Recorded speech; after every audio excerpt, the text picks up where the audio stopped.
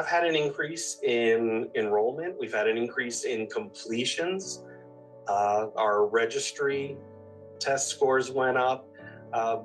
Paramedic went up to almost a 95% completion last year, which is way up. But our greatest change that we saw that we weren't tracking, but we saw it in the stats this year is we're at about a 90% completion rate for our underserved and underrepresented populations. They had about a 55% completion rate. That shot up, and that's reflective in their national registry results. So we all know students learn differently, and this really takes that into account. We're getting away from the typical chalk and talk for those of you who have been teaching long enough or using PowerPoint all the time. It's also a recruitment strategy. In higher ed, we're always looking for additional students, and it really is a wow factor when potential students come in. We have used this for recruiting. High schools and elementary schools come and tour. Able to build in our own triggers to create hotspots that the students can engage with by advancing to another scene, the ability to pull up an x-ray, maybe a medication list for the patient, or maybe a hint if we need to progress the student to a further part of the simulation. For our nursing program, we've created a simulation for our community health course where clinicals have been difficult to obtain even through these far end of COVID, where the students start outside a home. They actually go through the home room by room looking for safety issues in a community health-like clinical experience, which has been phenomenal. We receive rave reviews from students and faculty. So we are working on creating a university tour where they can come into the immersive rooms, they can touch a bed and it will drop them into the dorm so they can see what the dorms are like. I have video from live football games, so they can touch a football, it'll drop them into the stadium so they can see what it's like during a live football game on campus. Same thing for our main library, the rec center. So they can do a campus tour in this one space. We're able to bring a student in to engage all of their senses, immerse them in something as realistic as possible.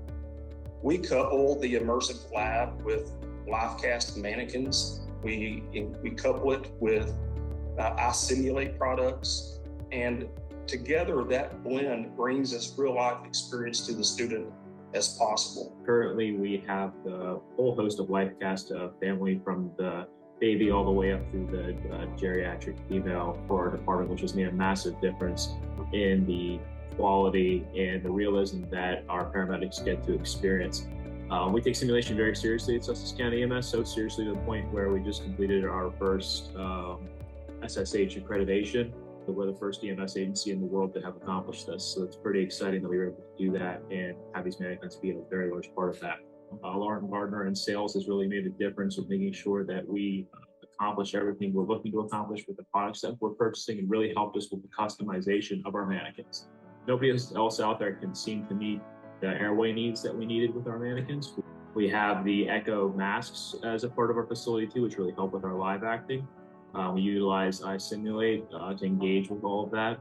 And then we've been using the 7 Sigma airway heads for a while now, which we were very excited to hear that Echo Healthcare had partnered with this company to distribute that, which makes our lives a lot easier to keep that all in-house.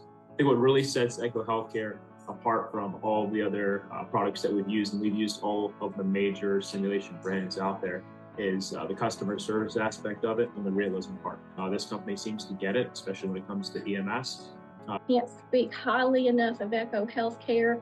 Our students thoroughly enjoyed working with the realistic mannequins, and everyone that has come in to visit that sim center was really just taken aback by the realism of each of these mannequins. We have a water rescue live cast mannequin toddler that we're able to put water in the patient's lungs.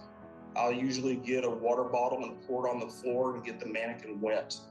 So we're simulating a drowning here. So the students are dispatched to this environment. It's no longer, we tell them, pretend that or imagine that you are at this lake. Imagine that this water is coming up and you found the victim at the edge of the water surface. They see it now. And so they drag the mannequin out, they'll begin compressions. The mannequin will start vomiting, and then we can emit the odor of vomit in the room that engages and enhances the sense that provider may be experiencing. If we're in a hospital room, an emergency room that we're giving patient care report, we can emit the odor of alcohol. We have the ability to emit the odor of blood, vomit, poop. There's numerous different scents that we have yet to get our hands on, but we look forward to being able to embed those in the scenarios to trigger automatically at certain times during the simulation. Each facility, of course, uses different monitors, and part of our iSimulation reality technology is that we got to choose 5 different monitors or life packs based on what our facilities use most. So we can teach them how to utilize those monitors, defibrillators, not that as a student they would defibrillate, but go ahead and get them exposed to that technology so they're not caught by surprise and they're able to function a little bit better. And then of course, if they go to work there, they're ahead of the game. So there's a lot of advantages to the equipment, not just the VR room. The mannequins are so realistic to touch, to stick when you do IVs. It's just remarkable the difference it makes when they're used to working with the plastic, older type mannequins, and we are trying to teach them, how to talk to people, how to explain procedures to them. They feel very awkward because it's just like a doll laying there, and it doesn't go well. It's very awkward. But now that we have the newer mannequins, it's like you really do have someone there, and they're doing much better with how they're communicating with their patients, when they're communicating with them, how they're handling them when they're going to do a procedure. You try to teach them, but it's just, you can just see more compassion whenever they're working with these live cast mannequins and have a voice. It comes from the monitor and iPad so that they make sounds like coughing or they're answering questions.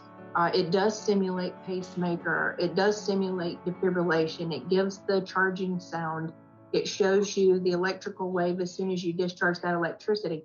So all of that is so important.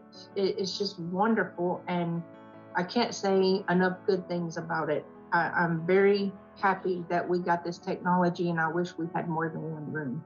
So this was very exciting for us. Well, I had already gotten quotes from some of the bigger companies for the high fidelity mannequins. We were able to get one virtual room, all the iSimulate equipment, 7 of the live cast mannequins for less than it was going to cost me for one of the high fidelity and the equipment that would be used for it. It is worth the money. The cost of the immersive technology, I was able to get 4 rooms. Working with Echo Health really decreased a lot of that stress for me as I was doing this on my own.